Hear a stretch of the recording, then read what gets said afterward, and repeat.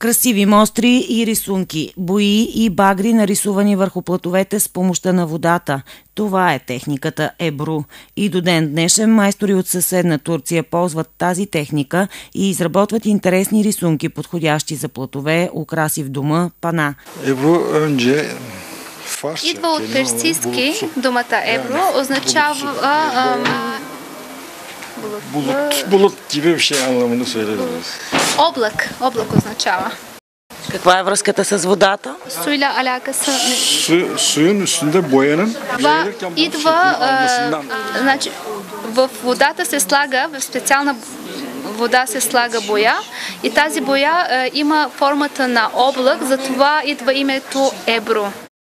Красиви и нежни, древни и модерни. Всичко това са рисунките върху вода с бои от техниката Ебру.